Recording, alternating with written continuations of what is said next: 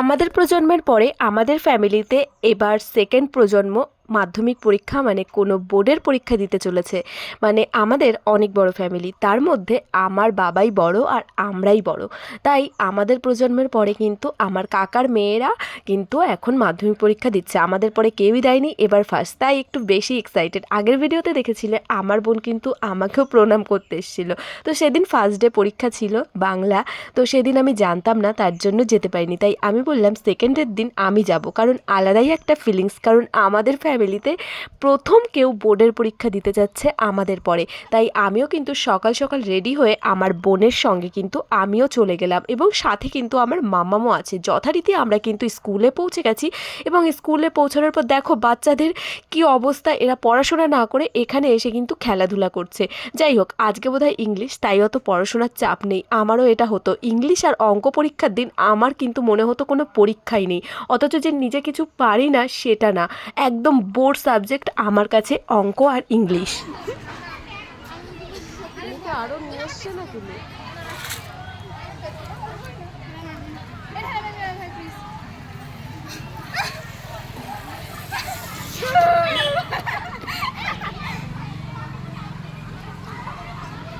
উনি মনে হয় সঙ্গতির থেকে নিয়ে এসছে।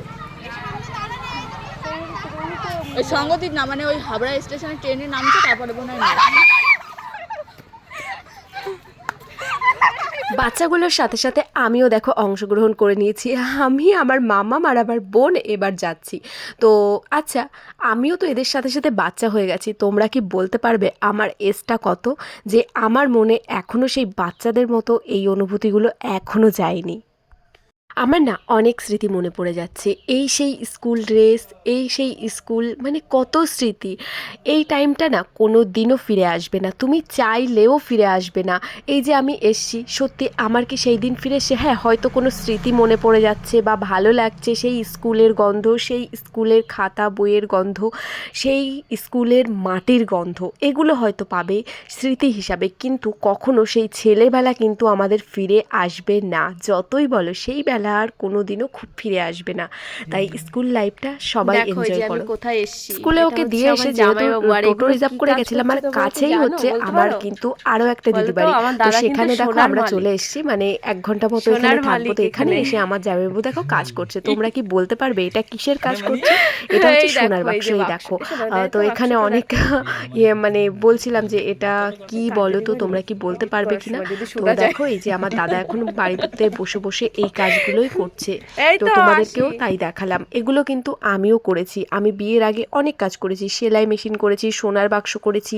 আমার মা বিড়ি বাঁধতো, সেই বিড়ির কাজগুলো মায়ের সাথে সাথে করে দিতাম। খালি ফাঁকা মাল ফাঁকা মাল।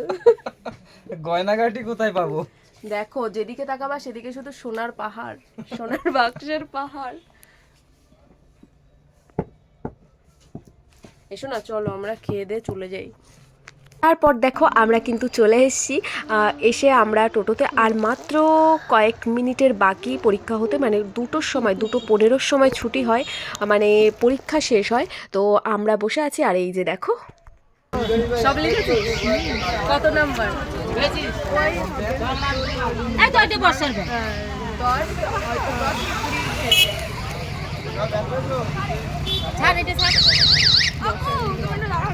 বর্ষা, কেমন পরীক্ষা দিলি?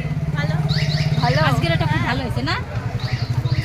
কালকে আজকে ইংলিশকে ফাটা একজন তো বলতে বলতে যাচ্ছে খাতা সব ভরে দিয়ে আসছি, যা হয় হবে। খাতা সব থেকে সুন্দর কথা, আমার মাম্মাম সত্যি কোথাও নিয়ে গেলে একদমই বিরক্ত করে না। দেখো কত সুন্দর গুড গার্লের মতো আমার সঙ্গে আছে। তো আজকের দিনটা খুবই ভালো কাটলো। তো তোমাদের ভিডিওটি কেমন লেগেছে অবশ্যই কিন্তু একটা কমেন্ট করে জানিও। টাটা।